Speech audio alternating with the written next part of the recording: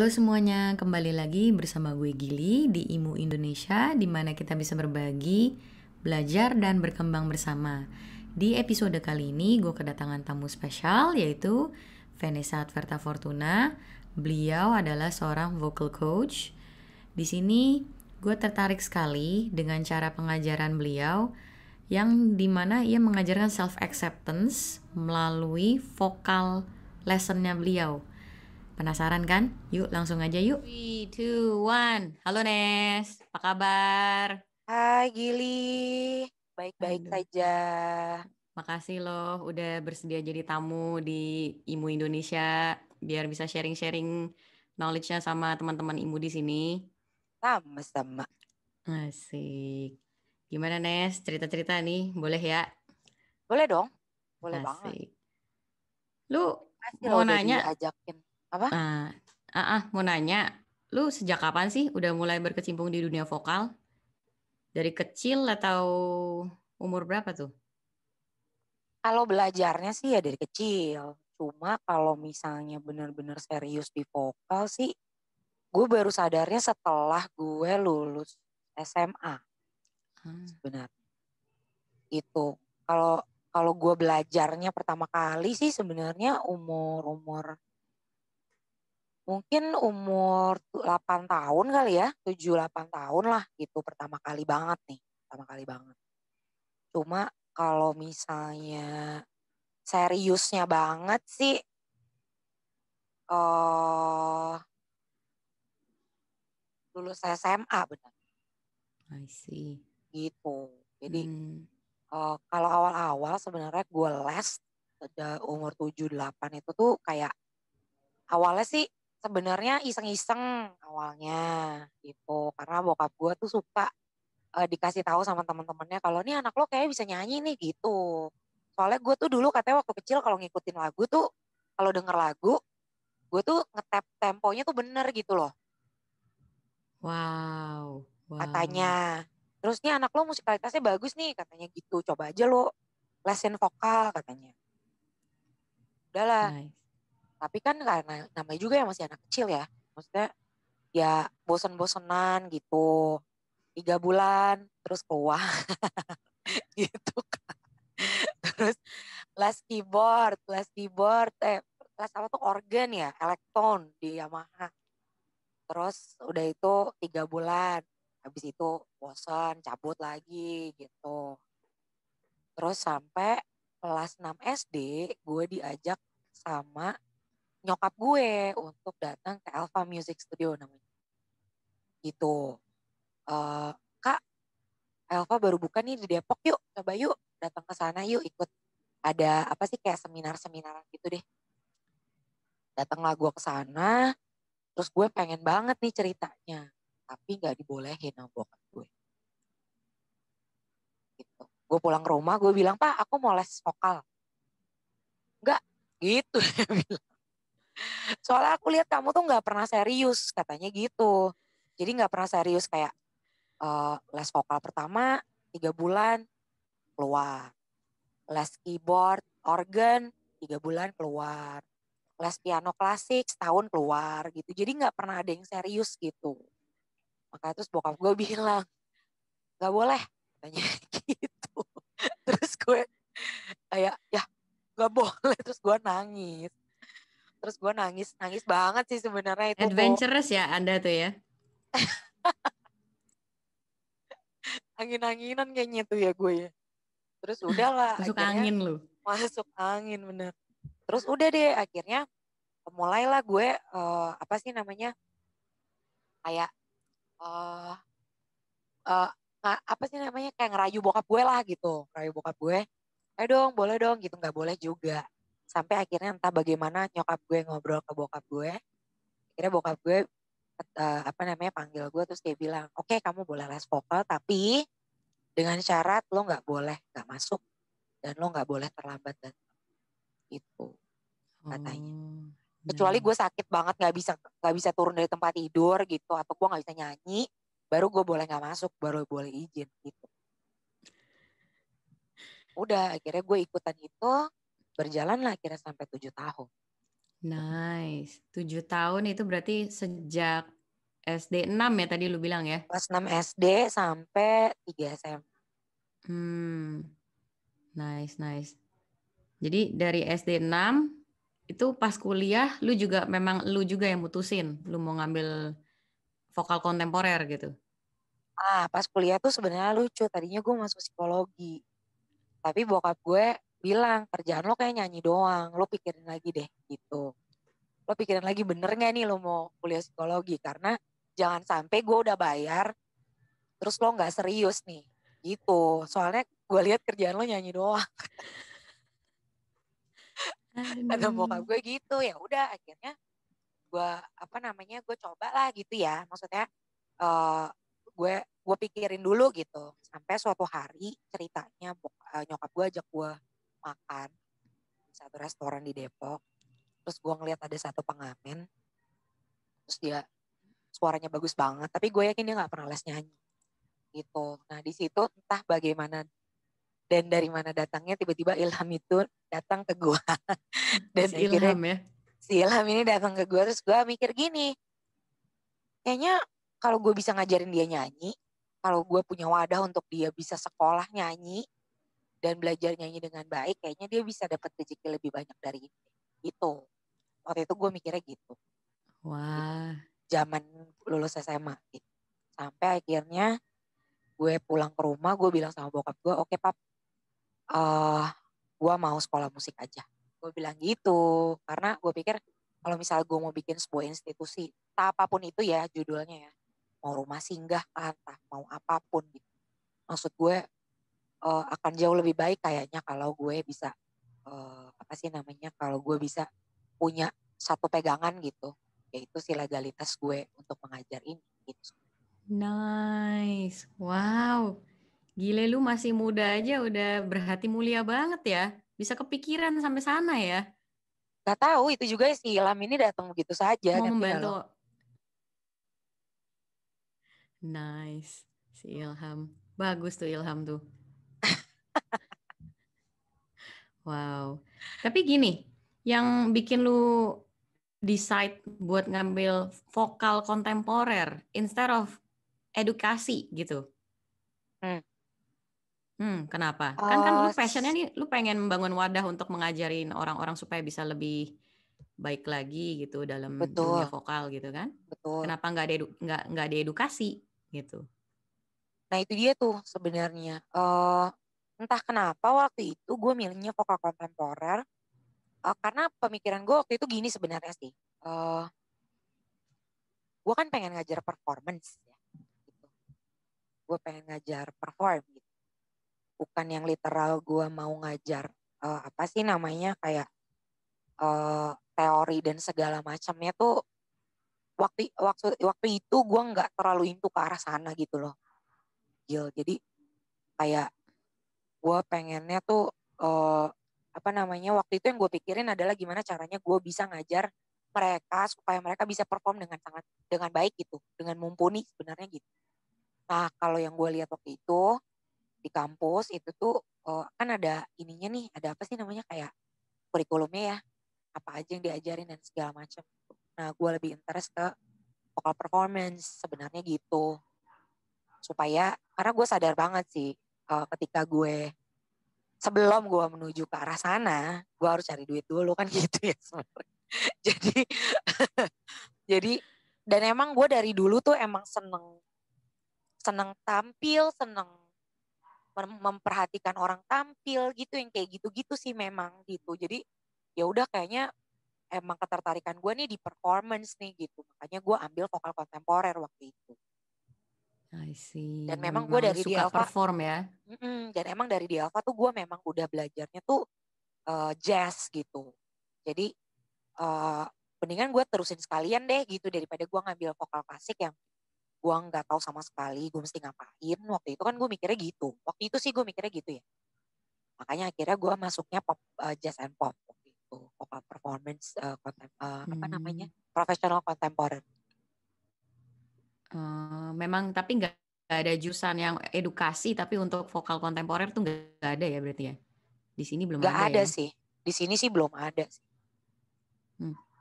Gitu. I see. That's why akhirnya gue ngambilnya profesional kontemporer, vokal major.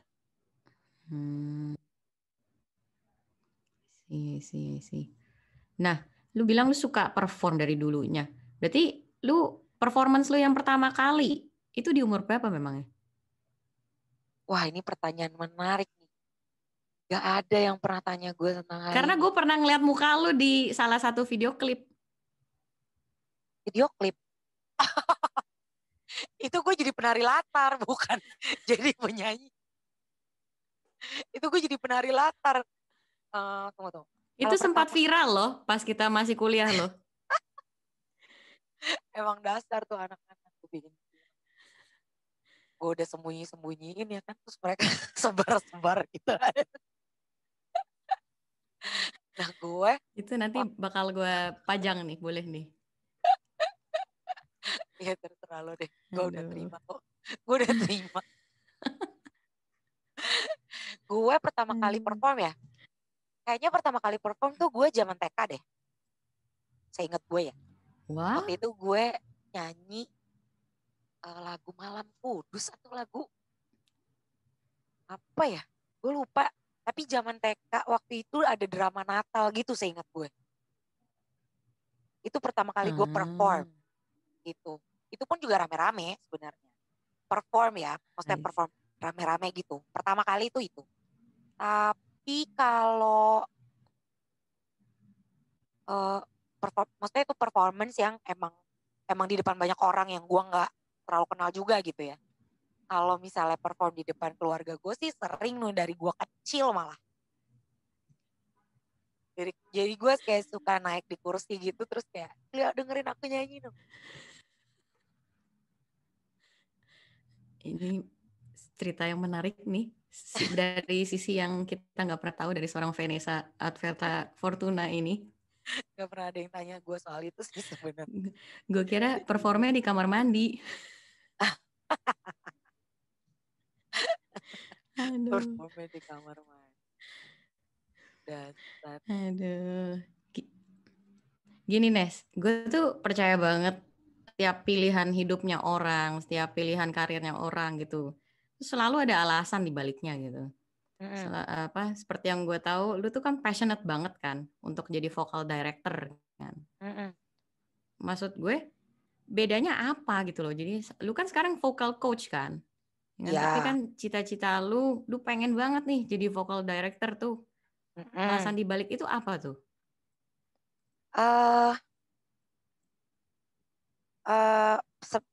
Kenapa cita-cita gue jadi vocal director? Sebenarnya gue melihat vocal director ini menjadi sebuah profesi yang menarik karena gue harus memposisikan diri gue sebagai seorang performer dan seorang pendengar. Gitu. Jadi gue punya dua kacamata. Ini yang gue tahu sampai saat ini ya. Jadi ada dua kacamata yang harus gue sadari ketika gue ngedirect vokal. Gue harus menjadi seorang pendengar yang kalau misalnya gue dengerin lagu ini akan membosankan atau enggak ya kalau misalnya dengan cara ini. Dan di sisi yang lain gue harus menjelaskan ke si penyanyi dengan cara yang mudah dimengerti supaya nyanyiannya dia bisa memenuhi apa yang pendengar mau gitu. Jadi it's like something like buat gue itu tuh sangat menarik. Gue tuh sutradaranya gitu.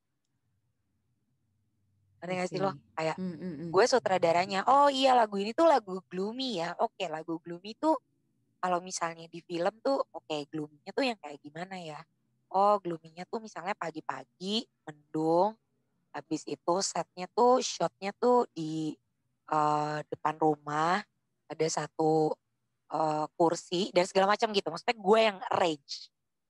Gue yang arrange shotnya tuh seperti apa. Nah itu juga yang gue lakukan ketika gue lagi ngedirect vokal sebenarnya itu gitu. Jadi gue dengar lagunya kayak gimana, gue dengar karakter vokalnya seperti apa, terus gue melihat dari sisi pendengar kalau misalnya dengar lagu ini tuh maunya kayak apa ya.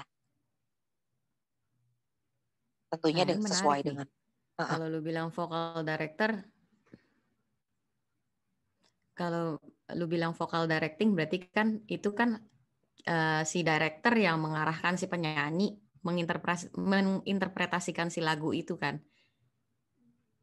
Tapi gimana dari sisi interpretasi si performernya sendiri gimana? Nah, kalau gue makanya Apa? selalu ada workshop. Selalu ada workshop sebelum gue ngedirect vokal. Itu. Gue bener-bener kayak, maksudnya gini, gue akan ngobrol sama si penyanyinya, gue akan korek dulu dia kayak gimana. Eh, lo kalau misalnya lagi sedih kayak apa sih gitu. Terus menurut lo lagu ini tuh kayak apa sih ceritanya? Menurut lo punya cerita apa sih? Atau apa yang lo bayangkan sih ketika lo nyanyi lagu ini gitu. Dengan musik yang seperti itu, apa sih yang lo bayangin? Sebenarnya gue tuh hanya bikin apa ya, eh bikin bold gitu. Apa yang dia mau sebenarnya tuh gitu. Dan gue arrange itu supaya pendengarnya ini nggak bosen dan at least bisa sampai ke telinga dan hati pendengarnya sebenarnya gitu. Itu kerjaan gue. Bikin bold aja. Interpretasi itu kan penting ya soalnya ya supaya lagu ini emang benar-benar jadi lagunya dia gitu. Lebih mengarahkan ya jadinya ya. Lebih mengarahkan ya emang it's vocal directing. Sih. Jadi kepuasan itu nggak lu dapet apa kalau jadi vokal coach aja gitu? Sebenarnya gue dapatkan juga, maksudnya ada yang beda, ada yang berbeda lah gitu. Kepuasannya berbeda gitu ketika gue menjadi vocal coach dan gue menjadi vocal director gitu. Kalau vocal coach kan lebih kayak, oh progresnya anak-anak gue baik ya, sangat menyenangkan gitu. Uh, terus pokoknya hal-hal yang kayak gitu. Kalau kalau sebagai vocal director gue punya kepuasan yang beda lagi gitu dan pasti juga apa namanya hal yang bikin gue seneng itu beda-beda di setiap lagu dan setiap penyanyi gitu loh. Ngerti gak sih kayak ya beda banget, nggak bisa disamain sebenarnya gitu. Kalau menjadi vocal coach, kadang-kadang memang ya pasti ya namanya guru gitu, pasti ada kejenuhan lah ketika dia selalu mengajar hal yang sama gitu. Itu selalu terjadi gitu. Kita nggak bisa pungkiri hal itu.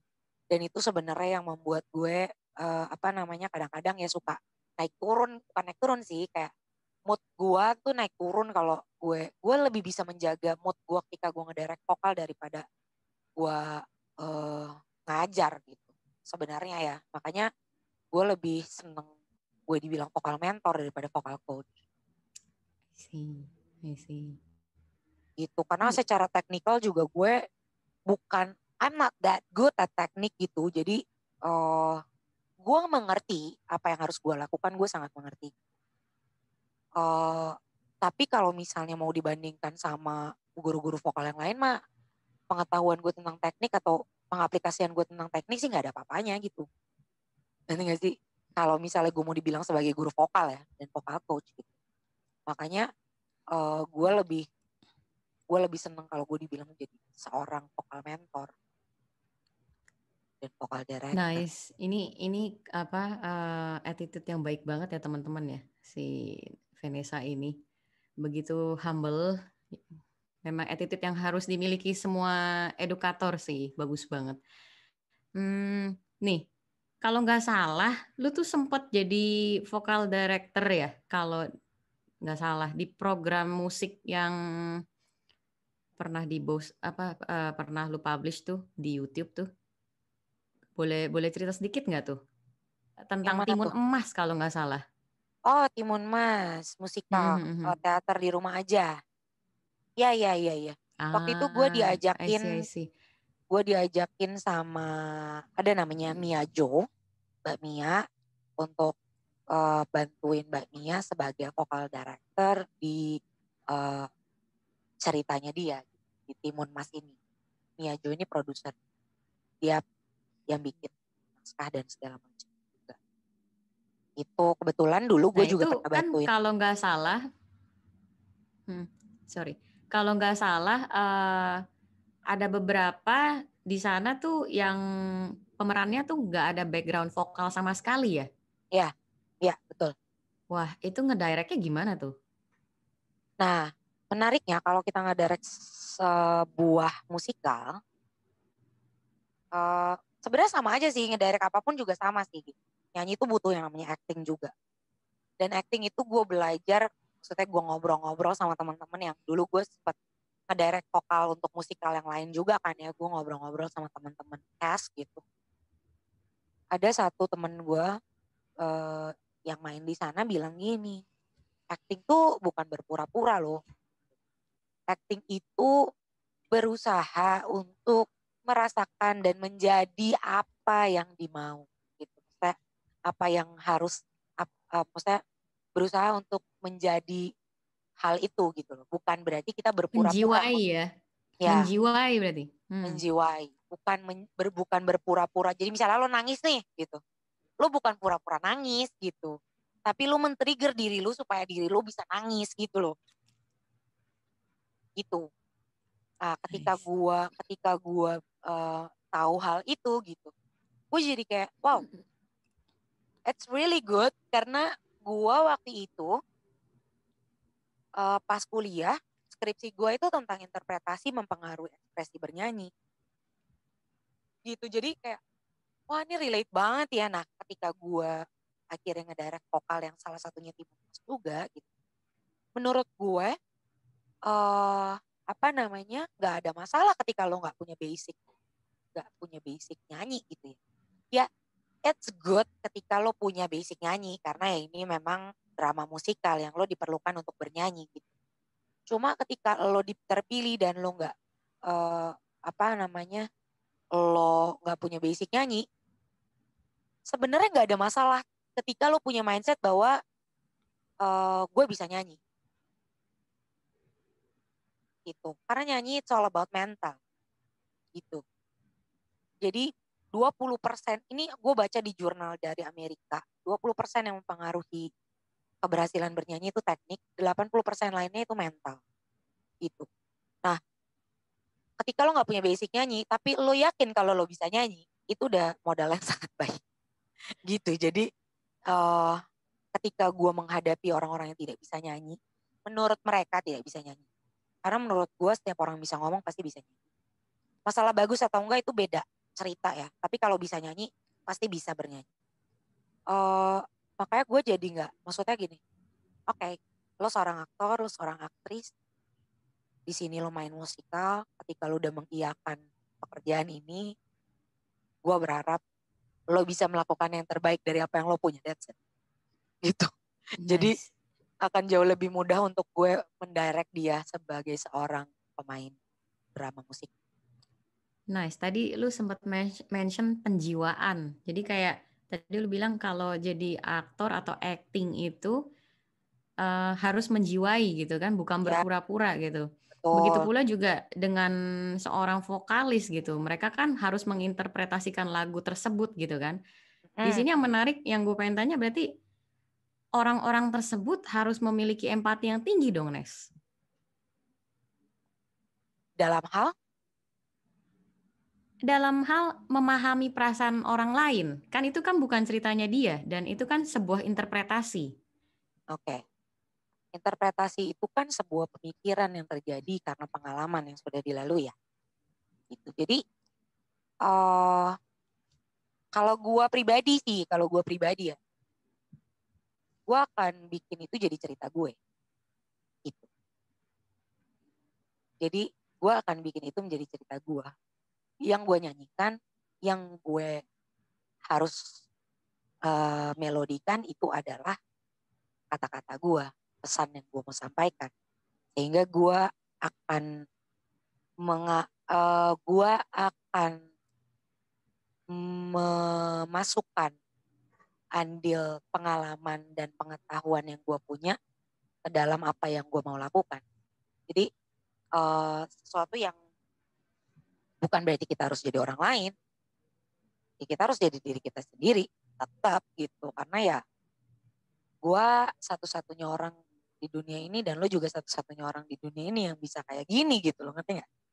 Misalnya karena kalau lo jadi orang lain akhirnya nggak ada gunanya, men. Lu berperan sebagai seorang, misalnya ya, untuk musikal ya. Ini tadi kita lagi ngomongin musikal. Ya. Lu mau ngomongnya konteksnya musikal atau apapun? Musikal. Musikal ya. Misalnya Timun Mas gitu. Timun Mas ini karakternya seperti apa sih? Oh dia skeptis banget. Terus dia pesimis, dia dan segala macam. Oke. Karakter-karakter ini ada nggak ya di dalam diri gue? Ketika gue ada dalam keadaan itu, apa yang gue lakukan ya? Gue akan punya gesture seperti apa dan segala macam gitu. Jadi memang harus ada pendalaman karakter tadi kalau misalnya di musikal gitu ya. Lo harus tahu banget karakter yang lo nyanyiin apa. Karena kalau di musikal, gue akan dengan sangat bebas untuk merubah bunyi lo. Sesuai dengan karakter yang harus lo mainkan. Misalnya suara gue kayak gini, gue jadi nenek-nenek atau jadi ibu-ibu umur 50 tahun gitu. Gak mungkin kan gue nyanyi lagu Somewhere Over the Rainbow. Pasti kan ibu-ibu umur 50 tahun bunyinya agak lebih besar misalnya gitu. Lebih dewasa, lebih keibuan yang somewhere bisa gitu. Jadi it's like gak bisa lo, maksudnya kalau main musikal itu sangat bebas untuk lo melakukan itu gitu. Makanya kenapa lo harus mendalami si karakter ini. Gitu. Gue seneng banget soalnya kalau suruh ngedirect vokal untuk musikal. Nice. Karena akan dengan sangat bebas gue untuk, ya pasti kan gue konsultasi dulu ya sama produser dan yang bikin naskahnya gitu, sutradaranya gitu. Ini gini nggak, ini gini nggak, ini gitu nggak, ini gitu nggak. Karena kayak di Timun Mas musikal di rumah aja itu ada namanya Mbok Srini. Mbok Srini ini tuh di scene pertama dia di scene pertama sama scene kedua itu bedanya 7 tahun kalau nggak salah. Di scene kedua sama yang berikutnya itu kalau nggak salah pokoknya bedanya hampir 15 tahun. Wow, Nah itu ngedirect berbagai karakter susah juga ya dengan satu pemeran yang sama ya. Iya, suara manusia kan berubah, ya kan? Makanya kita harus tentukan nih yang pertama suaranya kayak apa. Ketika 7 tahun kemudian bunyinya kayak apa. Ketika 15 tahun kemudian bunyinya kayak apa. Gitu. Jadi itu yang buat gue menarik kalau misalnya gue harus mendirect sebuah. Dan memang si sutradaranya sih gokil. Makanya gue bisa segitunya ngeluarin apa yang ada di otak gue gitu loh. Ya balik lagi ya, satu frekuensi dan segala macam. Yes. Tapi itu yang kira-kira gue lakukan ketika gue ngedirect vokal Timun Mas di rumah aja itu. Nice.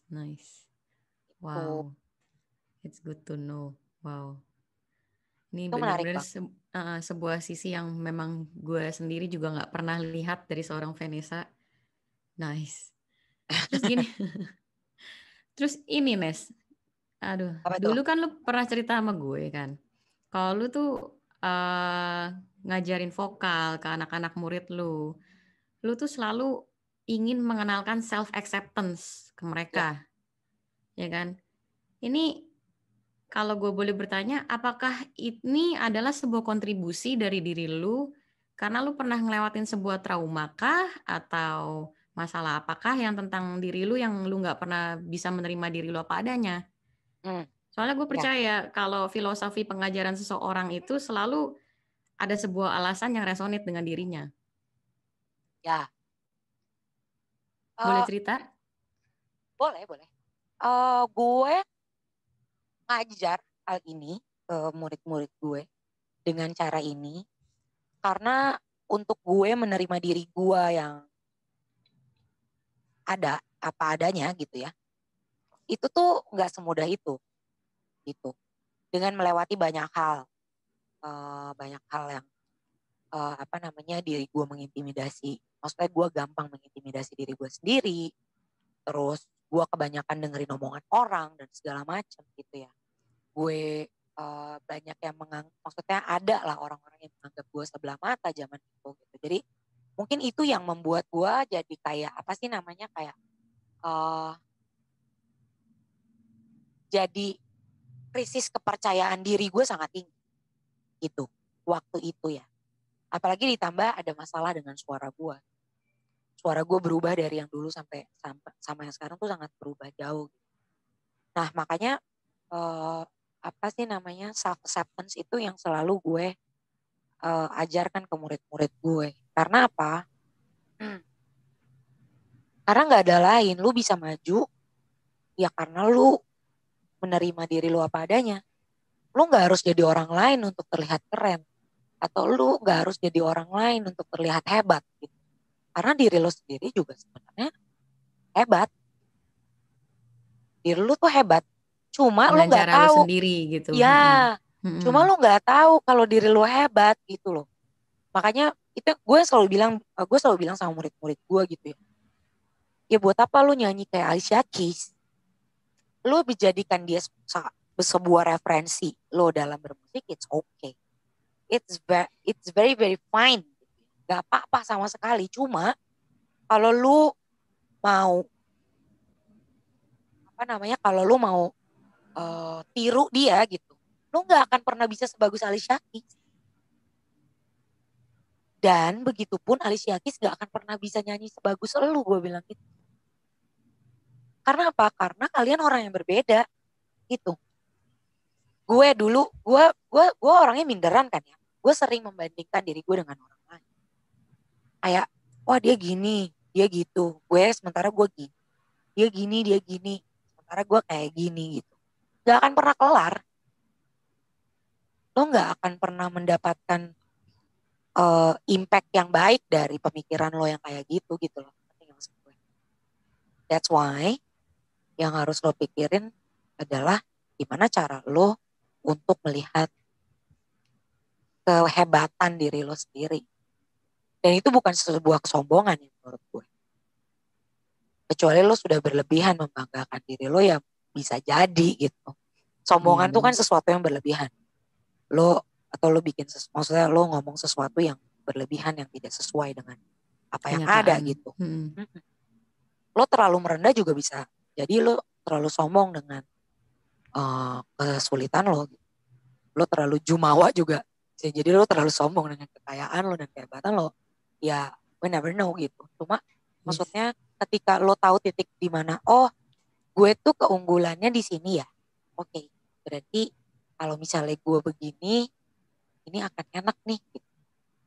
Atau bisa jadi gini, oh gue suka nih kalau gue lagi nyanyi kayak gini karena di badan gue rasanya gitu. Karena kan vokal kan adanya berhubungannya dengan badan ya. Gitu. Makanya dan menurut gue teknik vokal itu sangat dinamis.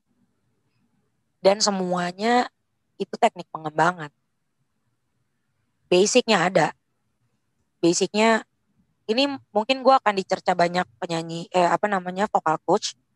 Tapi ini yang gue pikirkan dan gue rasakan gitu ya. Bahwa vokal itu basically adalah seni menahan nafas. Seni mengatur nafas. That's it. Gitu. Basic vokal adalah pernapasan. Ada bisa disebutin. Pernapasan lah. Ada yang namanya artikulasi. Ada yang namanya placement. Ada yang namanya power. Ada yang namanya, wah banyak lah pokoknya kalau disebutin ya. Tapi yang harus disadari adalah ini yang gue maksudnya ini pendapat gue ya. Ini pendapat gue. Bahwa teknik-teknik ini juga harus disesuaikan dengan anatomi tubuh muridmu masing-masing. Yes, betul. Gitu. Jadi lo nggak bisa paksakan satu orang nyanyi, oh dia harus nyanyi teriak-teriak gitu. Oke, teriak-teriak nggak apa-apa. Beyonce nggak apa-apa nyanyi teriak-teriak. Karena itu suaranya cukup tahan untuk melakukan itu. Dan dia sudah melakukan itu puluhan tahun. Itu tiba-tiba ada anak datang ke depan lo, terus lo suruh dia teriak-teriak kayak gitu, sementara dia nggak tahu teknik apa-apa, habis itu kelar. Suaranya malah jadi rusak. Karena maksudnya gini, ngajar vokal itu tricky sebenarnya, tricky. Lo nggak boleh terlalu berani, tapi lo juga nggak boleh terlalu takut. Bukan nggak boleh terlalu berani sih, lo harus yakin gitu sebenarnya ya, gitu untuk melakukannya karena kita adalah atlet kita suara. Dan instrumennya kita nggak bisa lihat. Instrumennya ada di dalam badan. tanggung jawabnya sangat besar. Tanggung jawabnya sangat besar. Makanya yang gue bisa lakukan adalah gue ngasih tahu nih caranya nih. Oke. Bunyinya kayak gini. Caranya seperti ini. Coba dilakukan. Enak gak? Tapi kok ininya gini. Oke, berarti coba lagi. Jadi semuanya akhirnya tekniknya pengembangan. Kalau di gue. Gak bisa gue samakan teknik yang ini sama yang ini. Harus sama gitu, gak bisa. Karena mereka juga udah punya badan yang beda. Teknik pernapasan sama. Semua pakai diafragma. Tapi kira teknik-teknik yang lain beda cerita soalnya. Ketika ngajar orang yang suaranya seret sama gue kayak gue, sama gue ngajar suaranya clean banget kayak penyanyi-penyanyi Disney, udah pasti beda treatment. Lo nggak bisa sama. Bener. Ini gue juga bisa ngerelate sih, maksudnya gue kan juga ngajar piano ya, selalu gue emphasize anatomi tangan orang kan berbeda-beda ya, jari orang ada yang pendek, ada yang panjang, itu nggak bisa dipaksain gitu. Wah, Setuju. nice. Pun begitu yang terjadi di vokal. Nice. Wah, bener-bener sebuah sisi yang wow, bener-bener surprisingly seorang Vanessa yang selama ini gue tahu begitu mindful banget ternyata. Bener-bener Kaget ngajar ya lu. juga pakai hati. Ini vokal coach yang bagus nih teman-teman. Vokal coach yang bagus boleh dicontoh ini teman-teman. Waduh. Jadi ini kira-kira Nes, Ya. pertanyaan yang inevitable dari Imu. Impian dari seorang Vanessa Adverta Fortuna. Wah, lengkap ya namanya. Sebagai Gokil. seorang edukator tuh apa? Impian sebagai seorang edukator.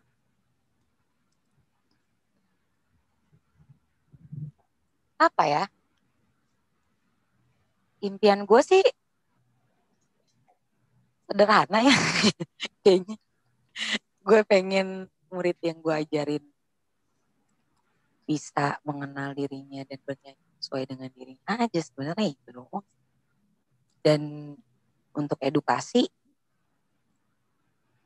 impian gue adalah kita bisa terus update, kita bisa terus mengembangkan sistem dan cara kita mengajar sesuai dengan concern kita masing-masing dan gak usah takut salah ini itu gitu. Maksudnya ngerti kan maksud gue? Ngerti. Kita bebas untuk menentukan cara mengajar kita gitu. Kalau gue sih ya. Karena setiap orang, gue yakin setiap orang pasti punya keunikan masing-masing. Begitupun dengan cara mengajar. Dan kalau gue pemikiran gue adalah gue kalau ngajar ya gue mesti efektif gitu. Gue ngajar seorang murid gitu, ya mesti efektif. Dia harus bisa dapat, bukan harus bisa dapat sih, tapi at least dia bawa pulang sesuatu lah paling gitu. Gak harus banyak. Gue nggak expect dia akan tiba-tiba jadi profesor gitu ketika habis ketemu sama gue. Itu nggak mungkin gitu ya. Tapi at least setelah ketemu sama gue, dia dapat sesuatu yang lain. Entah masalah vokal atau entah masalah dirinya atau entah masalah pemikiran, apapun. Karena di kelas gue sejujurnya gak melulu. Walaupun di kelas gue kelas vokal, tapi gak melulu gue ngajarin nyanyi sebenarnya. Jadi Karena lu ngajarin apa tuh? Gue banyak ngobrol, banyak nonton YouTube, banyak evaluasi, banyak tukar pikiran. Karena gini, vokal itu ini yang gue tahu, maksudnya ini yang gue jalani selama ini dan pendapat gue gitu, bahwa vokal ini kan tentang diri lo ya, karena instrumennya ada di dalam badan. Jadi lo mesti paham banget nih sama apa yang terjadi di dalam badan lo dan pikiran lo gitu. Makanya gue selalu bilang sama murid-murid gue, jadi penyanyi itu mesti pinter. Gue selalu bilang gitu. Jadi penyanyi itu harus banyak pengetahuannya. Supaya apa? Supaya nyanyiannya berbeda. Gitu. Makanya kalau misalnya nyanyi itu ya di kelas gitu. Kadang-kadang gue suka nonton YouTube. Nonton Celine Dion lagi konser lah. Nonton siapa kek. Nonton apa namanya. Acha Septriasa. Kemarin nyanyinya jelek gitu misalnya. Apa yang bisa lo ambil di situ ya? Lo jangan gibah doang. Lo apa namanya ngeledekin si Acha Septriasa yang gak pemanasan terus langsung nyanyi tiba-tiba dia falas kemana-mana. Which itu sebuah hal yang sangat manusiawi gitu. Orang apa namanya kita suaranya di dalam badan. Dan lo gak pernah tahu sesulit itu ketika lo harus di atas panggung dan menghandle kesalahan sebesar itu. It's not that easy. It's hard. Untuk lo kembali ke sebuah hal yang bener lagi, itu susah. Lo baru fals dikit doang, itu aja ke belakang-belakangnya bisa drop. Apalagi ini udah salah nada, udah pasti susah untuk lo kembali lagi gitu. Jadi kadang-kadang kan kita taunya kan it's for apa namanya ini untuk perbincangan ya untuk entertain aja gitu. Tapi Nice. lo nggak pernah bahas itu dari segi seorang penyanyi, ngerti? Untuk seorang penyanyi itu nggak gampang melakukan itu ya. Dan lo tetap nyanyi di keadaan yang kayak gitu, bagus anaknya nggak pingsan di tengah panggung. Karena itu beban mental lo sangat-sangat sulit untuk menghandle hal itu gitu. Wow. Untuk lo bisa, untuk lo kayak, ya itu susah gitu. Makanya kalau gue sih, bukan berarti gue juga seorang penyanyi dan vokal director dan vokal coach yang apa namanya nggak pernah ngeledekin orang. Gak, gue juga pernah kok. Zaman dulu gue juga kalau dengerin orang nyanyi fals juga gue kayak oh gitu sih. Tapi semenjak gue menjadi seorang vokal coach, semenjak gue menjadi seorang vokal director, hal itu gue rubah. Semenjak gue menjadi seorang performer, hal itu gue rubah. Karena apa?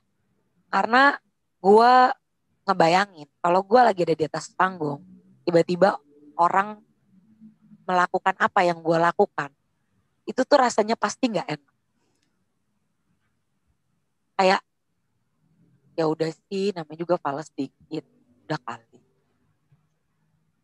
Nantinya sih kayak. Iya bener. Jadi menarik sih. Balik lagi yang bisa gue tarik di sini adalah lu ngajarin anak murid lu untuk tidak mengejudge orang lain. Pada akhirnya supaya dia juga nggak self judgment juga ya. Betul, itu dia inti. Nice. Ketika lu membiasakan diri lu untuk ngejudge orang lain, gak menutup kemungkinan lu akan ngejudge diri lu sendiri dan so hard with yourself. Wow. Karena kebiasaan maksudnya sebuah hal yang terus menerus lo lakukan itu akan menjadi sebuah kebiasaan. Dan ketika lo ngomentarin orang lain, emang is that apakah lo sebagus itu sampai lo punya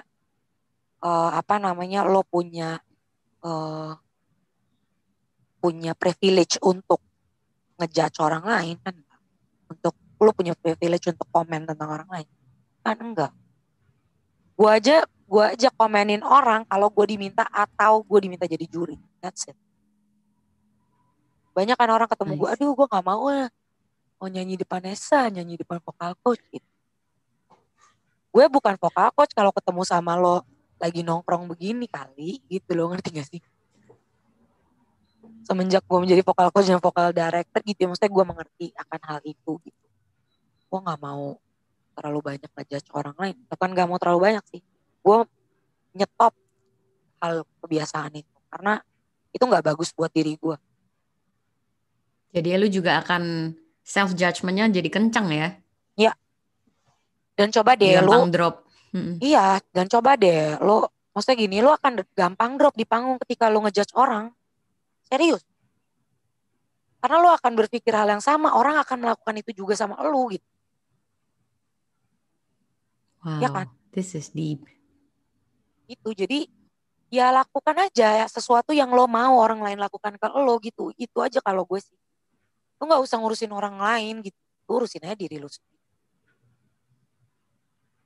Nice, nice. Karena energi lo percuma, energi lo capek lo buang-buang ke hal yang nggak perlu gitu.